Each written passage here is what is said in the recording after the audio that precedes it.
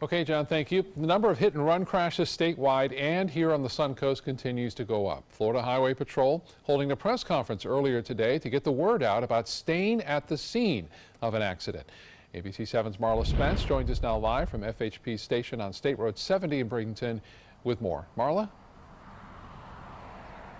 Yes, Scott, state troopers with the Florida Highway Patrol are continuing to stress the importance of staying at the scene of an accident. Troopers have been on a statewide tour, and today they're in Bradenton to continue their mission of lowering the number of hit and runs. Just in 2017 alone, the state had more than 98,000 hit and runs. In Sarasota County, there were more than 1,300. In Manatee County, also more than 1,300 hit and run crashes.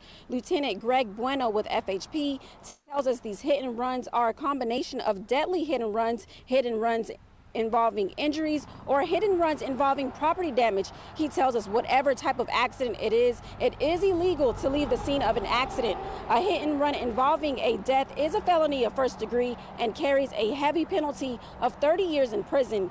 Recently, FHP launched a program to help solve hit and runs right here on the Suncoast. This past year, the Florida Highway Patrol has dedicated a trooper that his main duties are to do nothing but follow up on hit and run traffic leads. And that has been very successful to date. Since March of last year, he has himself solved over 80 cases in our local region.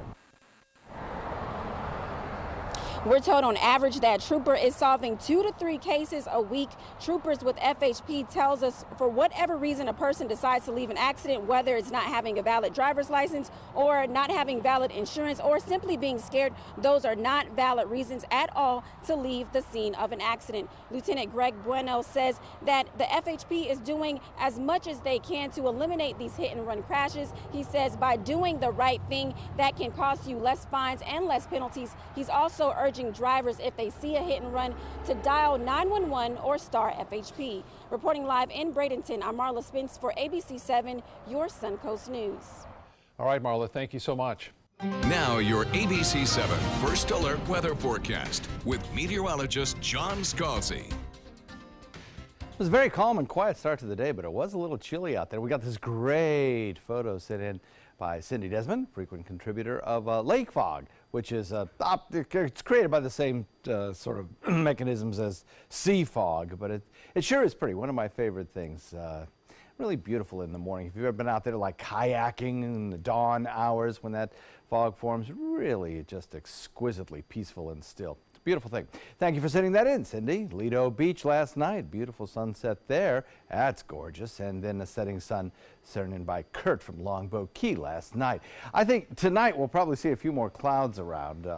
That because of a frontal boundary approaching, but a sunset period should be just fine. I think those clouds will really start to roll in probably around 10, 11, 12 o'clock. We'll start to see cloudy skies begin to form.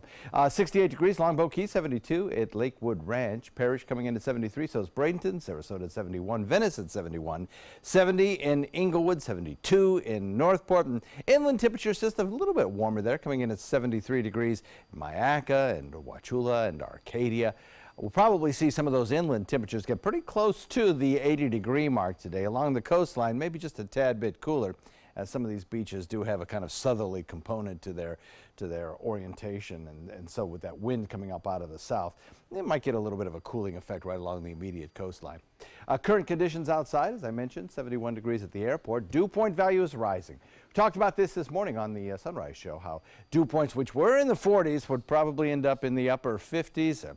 Maybe even see some dew points that could perhaps approach the upper 60s over the next 12 hours or so, thanks to that southwest wind coming in now at about 11. As we look at the forecast for the day, I'll go with about 76 degrees for a daytime high today around 3 o'clock. A fair amount of sunshine out there. Shouldn't be too bad. It should be a nice evening as well, 72 degrees.